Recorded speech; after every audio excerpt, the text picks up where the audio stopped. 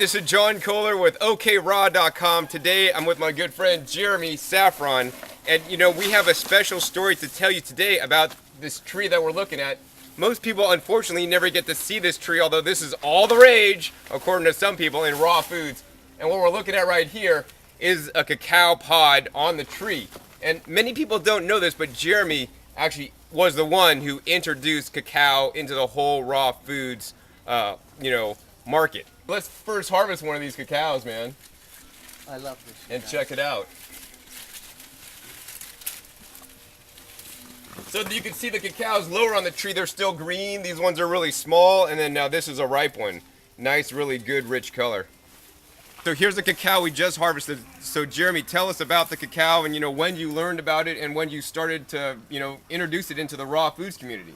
Well, I had seen them here in Hawaii, and people had them growing here all over the place, and nobody ate them, nobody knew what to do with it. And then someone had showed me about the fruit, eating the fruit off of it, and then I started getting interested more and more, saying, hey, people really want this, people are really excited about this, it's a really up and coming thing that people were like talking about. Oh, the one thing that they still ate, they were all raw, but they still ate chocolate. And I said, oh, well, why can't we do chocolate raw? I mean, everything else is easily done raw, why can't we do this?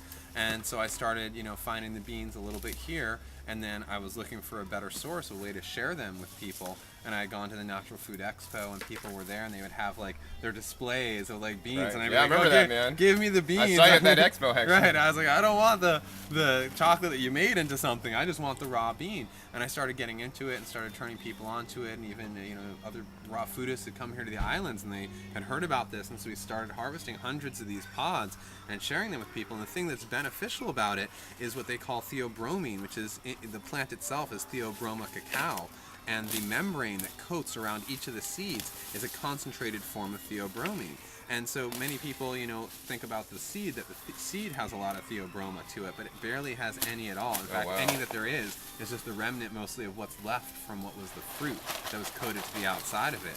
And I say to most people, I was like, why would you want to eat the apple seeds when you could eat the apple? Why would you eat the cherimoya seeds when you could eat the cherimoya? It's the same thing. If people can get their hands on the real cacao, they usually don't really have the need for the seed. A lot of people look to it because of the hormonal benefits. There's a huge amount of benefit from the theobroma to balancing and regulating the hormones, especially for women, and that's why they often seek it out during and around their moon time. But when you eat the fruit, you get what you really are looking for. When you're trying to get out of the seed, you're actually able to get right out of the fruit itself. It's a delicious fruit. It's very sweet. It's kind of like got a little bit of juice to it, and it's you suck it right off of the seed and then spit out the seed. But those people that like to use the seed, they can be eaten straight when they're in their purple form, but we'll actually ferment them under banana leaves and then dry them, and that's how they turn into the cacao that people grind up and use for their in their diet and stuff. Mostly entertainment food is what it's looked at. Entertainment food. So why do you call it an entertainment food, Jeremy? Well, because it doesn't really have any major health benefits. I mean, minor health benefits, just like alcohol has minor health benefits, but anyone that's like drinking an extreme amount of alcohol is more likely to be hurting their liver, but having a great time doing it. But they're probably harming their body more than they're doing good for their body. And the same thing is often true about the cacao, that it's doing a lot of damage to the body, but at the same time, it's very fun. It's a great party food. It gets people very excited. It's got a lot of endorphin rushes to it. People really enjoy it for the exhilarating effects of it. Stimulant, similar to coffee. People that do coffee, doing cacao is kind of an upgrade for them. But people that live a really pure raw lifestyle, they might not like the cacao because it does have that stimulating effect, and it is highly addictive. People are these days even beginning to look to other things. A close relative of it called kapuasu, which is a type of cacao that doesn't have those problems, another member of the Theobroma family.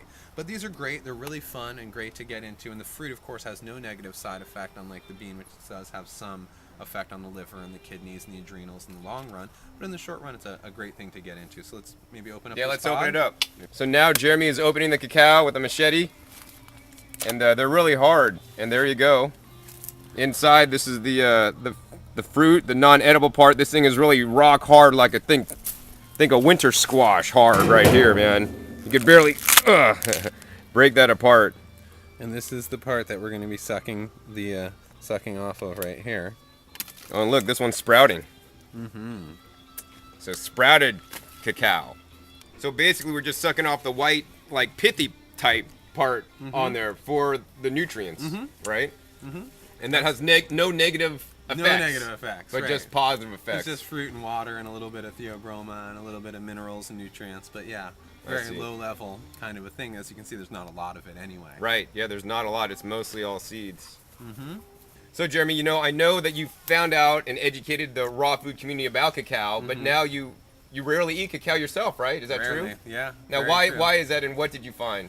I found, you know, that it was a really big mood swing creator, that it created a lot of mood swings for people, and that if they didn't consume it every single day, that they basically would go into these wild rides, myself included, from it, where it caused a lot of emotional upheaval. People were getting angry and kind of like getting very testy very easily from it. It seemed to be very similar to anyone that was going through a withdrawal symptom from caffeine. People that were used to drinking soda every day, drinking coffee every day, or eating chocolate every day. All of a sudden, when we took it away from them, those people got very aggro and very angry, and then as soon as you gave it to them, they became completely complacent and happy again. And I began to say, wow, this has really got a dark side effect. And then the people that began to do it long term began to see a lot of negative side effects. It was really affecting their liver in a big way, and really hard on the liver, and people had to do a lot of cleansing. And the people that are used to doing even liver gallbladder flushes, having no problem with it, after a few years of eating the cacao, started to have a lot of challenges doing those flushes, where it would bring a lot of detoxification reaction and bring up a lot of emotional stuff for them.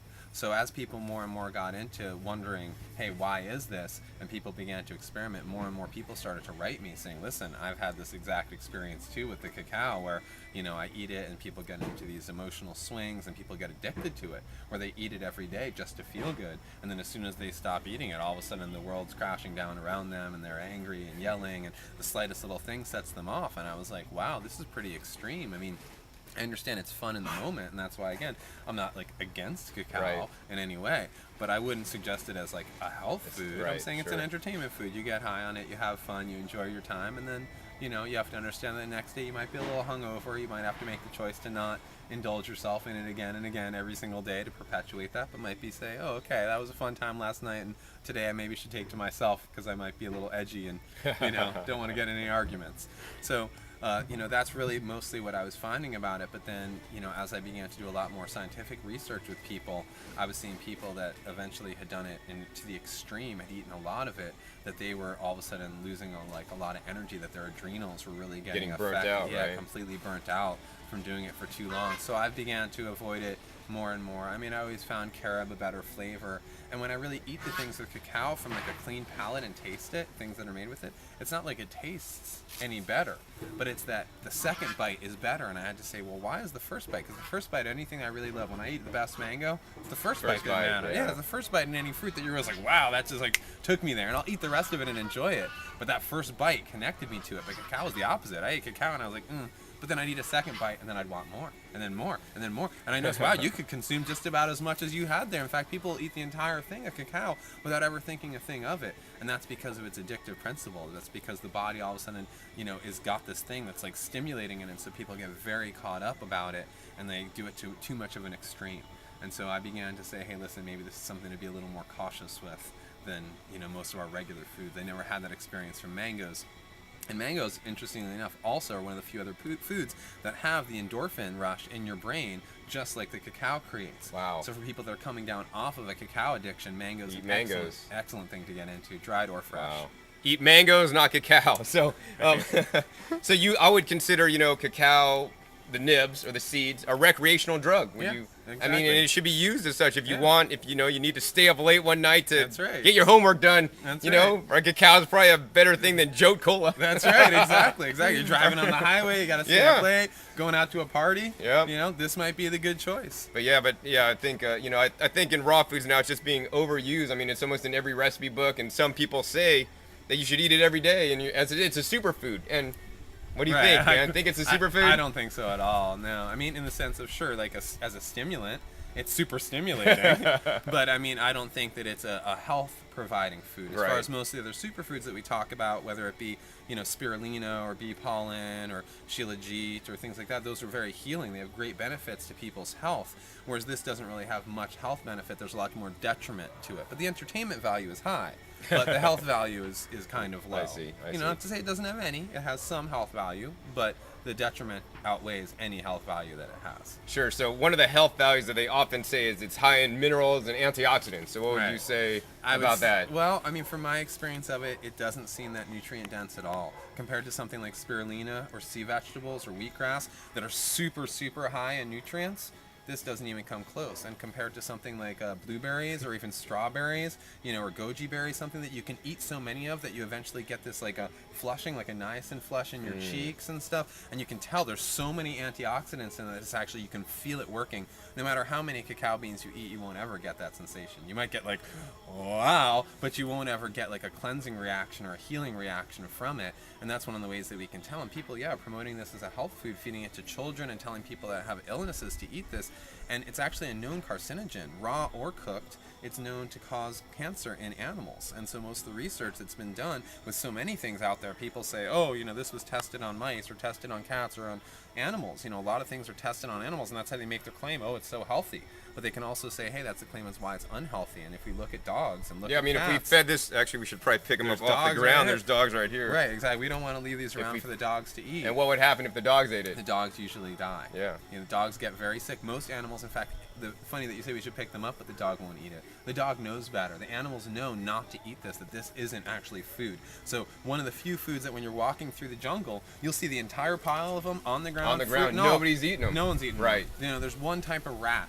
It's a wood rat that likes the shell. Oh, yeah. And he won't eat the seed. But he does eat the shell and sometimes the fruit. Wow. But very rarely. And so again, if the animals aren't eating them, why are we? So what would be a good alternative for somebody that's trying to get off cacao, or for somebody that, there's cacao in a recipe because it's in so many recipes? What should they use instead, in your opinion? Well, carob is an excellent thing. I mean, carob is pre-sweetened in its own way. It's a leguminous bean, so that's fantastic. And it grows prevalently through most places. It's not just a tropical. It even grows in California. Absolutely, very, very well. And it's got a lot of calcium. It's got a fair amount of protein to it. It's got a good nutrient source behind it. So people really like carob, and it has a similar flavor to cacao. And we mentioned a little bit about the capuaçu, which is a relative of the cacao that doesn't have the addictive principles or the stimulating principles to it, but there hasn't been enough research done with that either yet. Just kind of something that's coming out a little bit. Very few people have access to that at this point. Jeremy, there's also been a controversy about, no cacao is really raw. So what's your take on that? I mean, here, this is raw. We could bite into this and... Yeah, show them the inside.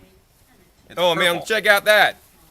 That's like purple, man. Is the cacao you buy in the store, is that purple? And if it's not, then, they got to be doing something to it. What are they doing to it, Jeremy? Well, most places, they do, in order to use it, you have to ferment it first, and then you have to dry it afterwards. And since they're doing both of those things, they end up getting it to kind of more of a brown color. But that dark black color that people are used to, that rich chocolate color that people are used to, is usually from some form of heat. Most of the processing is done with a winnowing machine that removes the kind of like a peanut. It's got like a skin. After we've eaten the fruit, there's actually a skin layer. Like the little test and the skin layer gets removed in the winnowing machine, which often heats up the air. Some people say just to 100 degrees, but a lot of those machines seem to go up to 150 and aren't that regulated. So it's been questionable whether or not the cacao was raw, and a few members of the raw food community, when I had questioned this thing, how are you doing this, they swore up and down about what they were doing was raw, only 2 years later come out of the closet and say, well, that wasn't actually really raw. And the truth is, with all things, that unless you really do it yourself, you're not going to know. I mean, we could take these and dehydrate them at low temperature, then they're truly raw cacao. That's right, and they'll be purple, and they won't taste like that cacao that people are looking for. And I mean, how these taste more bitter, or much more bitter, much more bitter. So if your cacao doesn't taste bitter, it's probably not raw, right? Probably not raw. Again, exactly. And so the old adage is always, believe half of what you see and none of what you hear. And that's really the case with this, is with anything. Is it really raw? Well, unless you saw it happen, and even then you gotta, But even if it's raw, it doesn't mean it's healthy, right? That's right. Even if it it's should raw. be still a recreational drug. That's right, exactly. And use when you need it. Lots of things are raw and not doesn't mean they're healthy. Raw sewage is raw, and that's certainly not healthy. So, raw food is definitely about the relationship with the plant as much as it's about the fact that it's raw. It's knowing what plants are going to give us the benefits, what plants have the things that we ultimately need, and having a real connection with those and finding the best way to preserve the nutrient value of every food. Absolutely. So. All right, well, that was a great interview. Thank you for your time, Jeremy. You're welcome. I appreciate sharing your expertise about cacao with myself and now my viewers. So once again, this is John Kohler with OKRod.com. And remember, you want to keep eating your fresh fruits and vegetables and as fresh as possible and grow them yourself. That's what really raw foods is about. We'll see you next time.